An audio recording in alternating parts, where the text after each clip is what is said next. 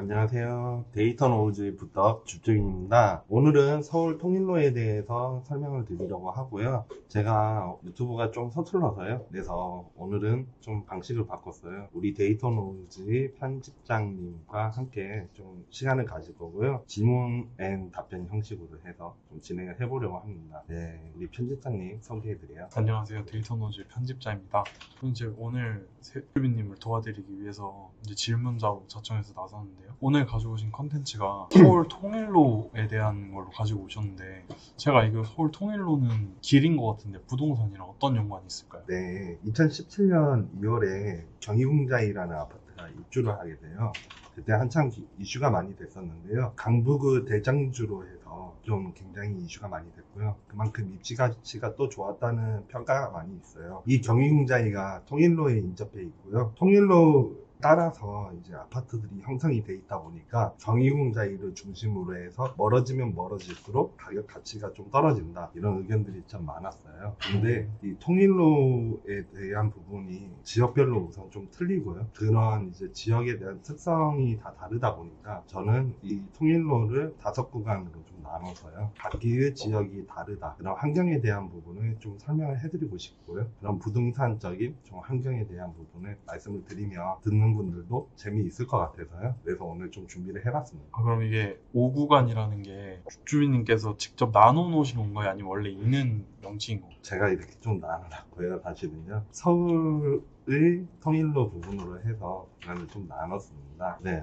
우선은 1구간에 대해서 좀 말씀을 드릴게요. 서대문역부터 해서 독립문역 사이의 주거 공간을 1구간으로 좀 명칭을 정해놨고요. 그리고 뭐 앞서 이거 보시는 것처럼, 화면에서 보시는 것처럼 주거 공간이 되게 좀 많지가 않아요. 아파트들이 많지가 않아서요. 어때 보여요? 제가 보기에는 아까 말씀해 주셨던 경희궁 저희가 맨 가운데 있고 아파트 단지가 엄청 많다고, 그러니까 주거 지역은 아닌 것처럼 보이는데 맞나요? 네, 여기가 강화문하고 매우 가까워요. 그러다 보니까 서대문역까지 해서 많은 업무시설들이 들어와 있습니다. 그래서 업무시설과 좀 주거시설이 혼재되어 있는 구간이고요. 그러다 보니까 아파트들이 좀 들어오는 데는 아무래도 한정적이었을 수밖에 없어요. 총 합쳐서 1만 세대가 좀 안 되는 그런 상황이고요. 그러다 보니까 여기 신축에 대한 희소 가치가 매우 높은 상황이죠. 그래서 여기가 이제 강북에서도 입지가 좋은데도 불구하고 신축의 희소 가치가 있다 보니 가격이 좀 높게 형성되는 그런 구간이고요. 그리고 지도에서 보시는 것처럼 부가현 이제 재개발 구역이 있어요. 여기가 한남 뉴타운 다음으로 해서는 입지 가치가 좋다고 많은 분들이 또 평가를 하고 있는 곳인데요. 현재 부가현 재개발 구역은 2구역하고 3구역으로 나눠져 있고요. 합쳐서 대략적으로 한 5천에서 6천 세대 정도, 굉장히 규모가 크기 때문에요. 여기 지금 사업 시행 인가까지는 나 있고요. 현재 관리 처분 인가까지 가기 위해서 열심히 노력 중입니다. 네, 하나의 또 주거 벨트가 되는 공간이고요. 네, 여기 그리고 도림은 3구역이라고 해서 도림은 3구역이라고 해서요. 여기가 이제 효성 해링턴 플레이스 빌딩이 매우 크게 들어와요. 네, 교보생명 강화문 빌딩 다들 보셨을 거예요. 그 정도 규모의 크기가 들어오는 거고요. 올해 8월 달에 우선 완공 예정인데요. 네, 그 완공이 되면 또 입주사들이 많이 몰릴 거잖아요. 그러면 회사원들이 또 여기에 이제 와서 근무를 할 거니까, 그래서 이 주변으로 해서 주거 수요가 또 많이 늘어날 것 같아요. 그래서 올해 더욱더 좀 기대가 되는 그런 구간이기도 합니다.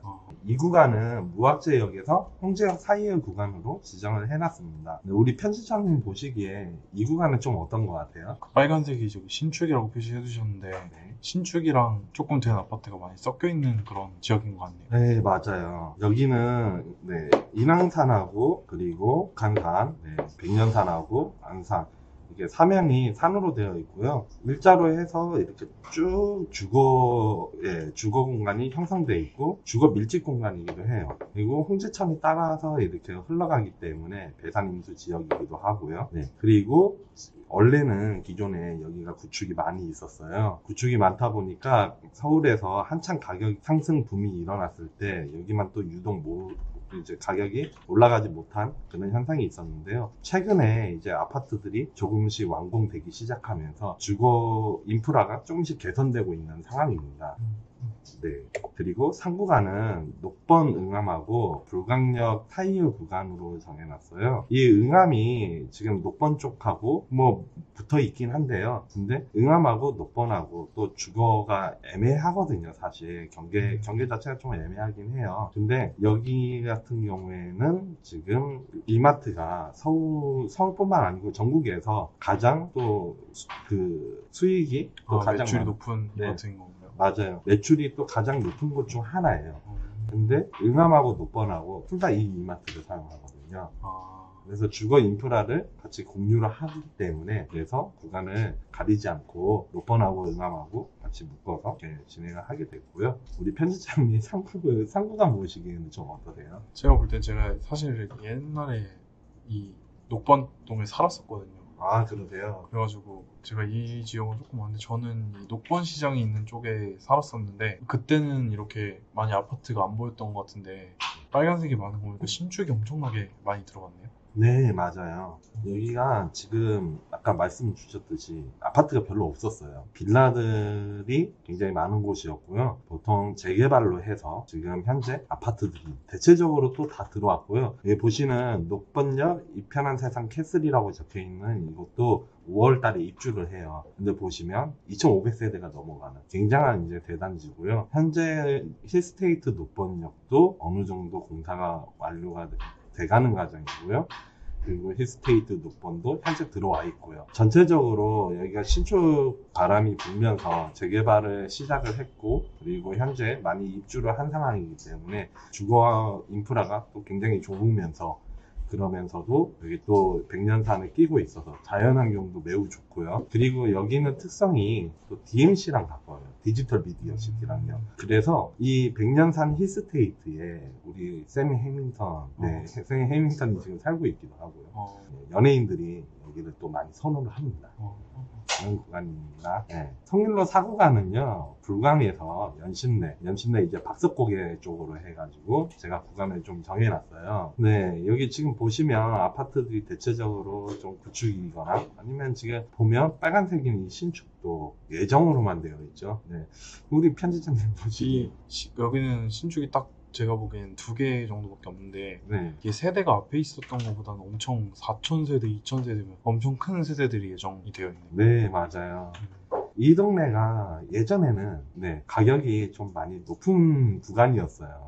강북에서도. 근데 점차적으로 아까 상구간이 신축이 많이 들어오고 하다 보니까 이게 대체적으로 좀 낙후되어 있는 그런 이미지가 현재는 강하고요. 5구간도 지금 이따가 소개해 드릴 거지만 은평 뉴타운이라고 해서 크게 아파트들이 들어와 있는데 여기는 현재 지금 아파트들이 이렇게 많지는 않죠. 많지 않은 상황 속에서 이제 구상권이라는 이미지까지 강하다 보니까 상대적으로 좀 가격이 오르지 못한 측면도 있고요. 근데 지금 가련 1구역이라고 해서 현재 이제 시공사 선정 중에 있고요. 그리고 대조 1구역 같은 경우에는 이제 현대건설로 해서 관리처분 인가가 이미 났어요. 그래서 개발까지가 또 얼마 안 남은 상황이고요. 네. 그리고 뭐 4년에서 한 5년 후쯤이면 이제 완공돼서 들어오겠죠. 점차적으로 주거 환경도 개선될 공간이기도 하고요. 그리고 연신내 쪽에는 GTX-A가 이미 착공 들어가 있어요. 네, 이 연신내 쪽에 호재가 또 개발 호재가 있기 때문에 그래서 눈여겨볼 수 있는 우리 투자자들이 많이 또 관심을 가질 수도 있고요. 그리고 워낙에 아까 계속 설명을 해드리고 있는 것 중에서 자연환경이 좋다, 또 자연환경이 좋다 이런 얘기를 하는데 기본적으로 여기 이제 산 지역들을 다 끼고 있기 때문에 자연환경이 매우 좋은 곳이에요. 서울은 왕릉도 이쪽에 있는데요. 그러다 보니까 살기도 좋고 그다음 좀 개발 호재도 있으면서 그런 곳이기 때문에 자 여기 은평 뉴타운 부분 좀 말씀을 드리려고 해요. 은평 뉴타운은 1세대 이제 뉴타운이라 그래서 서울에서 왕십리 뉴타운하고 은평 뉴타운하고 기름 뉴타운하고 이렇게 해서 개발을 시작하는 곳 중 한 군데예요. 왕십리 뉴타운이나 기름 뉴타운 경우는 사람들이 또 많이 알기도 하고 가격도 좀 높게 형성이 돼 있는 반면에 은평 뉴타운은 상대적으로 좀 소외를 받기도 했어요. 왜 그럴까요? 아무래도 좀 떨어져 있어서 그런 거 아닐까요? 서울 중심부로? 네, 여기가 이제 또 서울에서는 마지막 구간이기도 해요. 그러다 보니까 서울에서 좀 많이 멀다. 그리고 통일로라는 이 구간 자체가 사실 파주부터 시작해서 서울역까지 이게 이어지는 구간인데요.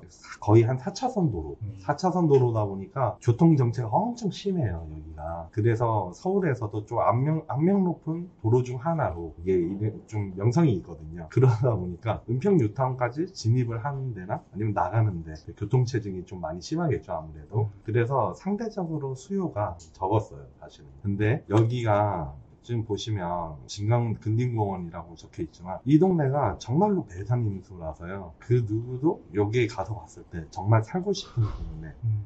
정말로 여기는 사람이 살만한 곳, 서울에 정말 이런 곳이 있나 싶을 정도로 정말로 자연환경이 또 좋은 곳이에요. 그리고 다 여기 보시면 은평 뉴타운이니까 얼마나 여기 이제 주거환경을 잘 해놨겠어요. 길이 반듯반듯하고요, 아파트 사이사이로 해서 다니기가 너무 좋아요. 이게 신축으로 해서 구분은 되어 있지 않지만 가서 보면 또 관리도 굉장히 잘 돼 있거든요. 특히나 최근에 이제 은평에 가톨릭 성모병원이 현재 들어와 있고요. 이 구파발역 쪽으로 해서 여기 버스 환승센터도 있고 롯데몰도 있고요. 네, 그러다 보니까 여기 주거지에서 사실 모든 걸 해결할 수가 있어요. 영화관이든 뭐 백화점이든 사실 병원도 큰 대형 병원이 여기 있고 하다 보니 그래서 살기도 정말 좋은 곳이고요. 그리고 여기는 또 특징이 하나 더 있는데요. 아파트가 평수가 대체적으로 작은 평수보다는 대형 평수가 훨씬 많아요. 그래서 한 4인에서 5인의 대가족이 좀 살기가 굉장히 적당한 지역이기도 하고요. 그리고 여기는 또 음식물 쓰레기를 좀 그 아파트 내에서 그 세대 내에서 그냥 버릴 수 있게 그렇게 또 잘 정리가 되어 있어요. 강북에서는 뭐 강남에서는 사실 요즘 신축들은 음식물 쓰레기를 세대 내에서 다들 버리는 게 익숙한데요. 근데 강북에서는 그게 조금 익숙하진 않거든요. 근데 이 은평 뉴타운은 그 기존에 1세대 뉴타운인데도 불구하고 음식물 쓰레기를 세대 내에서 버릴 수 있는 그런 특징이 있습니다. 네, 그러다 보니까 이 내에는 정말로 그 약간 좀 정말 잘 사시는 분들 아니면 여유가 좀 되시는 분들이 또 많이 살기도 하고요. 하나 더 말씀을 드리면 이 위에 하나고 보이시죠? 네. 하나고가 자사고예요. 네, 그래서 이 하나고가 되게 인기가 또 많거든요. 그래서 여기 이제 고등학교 보내기도 좀 편하고요. 학군도 괜찮다. 학군도 괜찮고요. 그리고 여기 또 한옥마을이 있어요. 한옥마을이 있어서 여기 또 카페 거리가 형성이 또 조금씩 돼 있거든요. 베이커리도 되게 유명한 데 있어요. 그래서 여기에 가서 또 여유를 즐기면서 북한산 보고 즐겁게 또 놀 수 있는 공간이 있기 때문에 이 은평 뉴타운은 정말로 또 하나의 주거 공간 중 정말로 살기 좋은 곳. 네, 이렇게 말씀드릴 수 있을 것 같아요. 말씀 듣다 보니까 진짜 가서 한번 보고서 살고 싶은 그런 곳 중 하나네요. 네. 배산임수. 추천합니다. 마지막으로 이제 오늘 컨텐츠 정리 한번 해주시면은 네. 깔끔할 것 같은데. 그래요. 한번 말씀드릴게요. 네.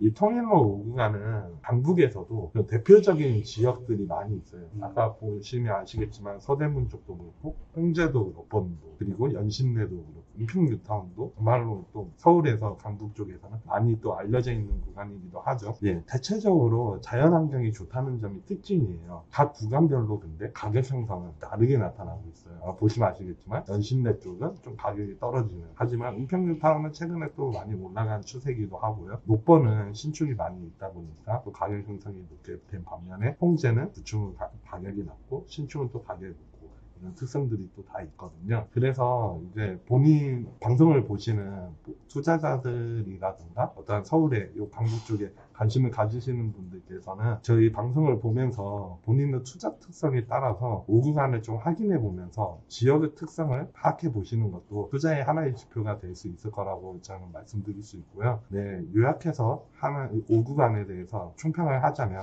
1구간은 거주지가 좀 적고요. 그만큼 희소성이 강한 구간이기도 하고요. 2구간은 노후는 됐지만 주거 밀집 지역이라서 사람이 좀 많이 산다는 장점과, 그리고 서울 신축이 계속 여기 2구간에서 개선되면 개선될수록 인프라가 좋아질 수 있는 그런 강세인 구간이고요. 3구간은 신축이 굉장히 지금 많이 들어오고 있으니까 인프라 환경이 지금 좋아지는 과정이 있는 구간이라고 볼 수 있고요. 4구간은 현재 노후화가 아파트가 많지 않지만 개발 호재가 많이 있고 대단지 형성이 예상되는 그런 구간이고요.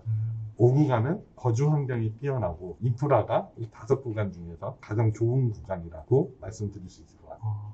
그럼 여기가 다 자연환경이 좋다고 말씀하신 거는 네. 북한산 국립공원 같은 걸 끼고 있어서 그런 이유도 있는 건가요? 이게 대체적으로 이 통일로 구간에 따라서요.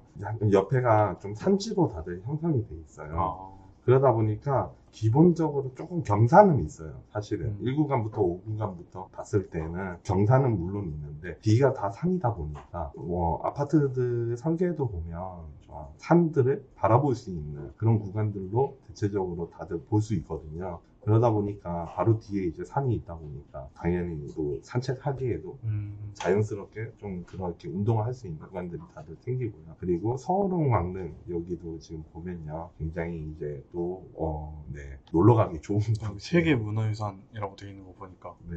굉장히 또 괜찮은 산책 코스가 될 것 같네요. 네, 산책 코스가 있고. 그러면 아까 말씀해주신 5구간 같은 경우에 네. 여기는 이제 은퇴하신 분들이나 이런 분들이 살기 같은 게 좋을 것 같아요. 근린공원도 가까이 있고 네. 그다음에 그 병원 들어온다고 하셨고 네, 역 가깝고 좋아 있어요. 네. 그런 것들 보면 한번 눈여겨서 볼만한 구간인 것 같습니다. 네, 이 5구간 마지막으로 한 번만 다시 설명드리면요. 구파발역이 참고로 3호선에 또 종착지 중 하나예요. 그래서 이 구파발역에서 지하철을 타면요. 편하게 앉아서 갈 수가 있어요. 네, 그래서 직장인들도 참고로 좀 많이 탑니다. 네, 여기 가격이 상대적으로 또 낮은 메리트가 있거든요. 거주 환경 계속 좋아지고 있는데, 네, 그래서 정말 강추합니다. 편집점. 마지막 인사 한번 해주시고 끝내시면 될 것 같아요. 네, 그렇게 할게요. 네, 오늘 이 통일로에 대해서 좀 설명을 드렸고요. 방송이 좀 재미있으셨으면 좋겠어요. 처음에 조금 자신감이 없었고요. 우리 편집장님이 옆에서 이렇게 또 있어주니까 든든하네요. 앞으로도 좀 재미있는 좀 컨텐츠로 찾아뵐 수 있는 주주인이 되도록 하겠습니다. 감사합니다. 감사합니다.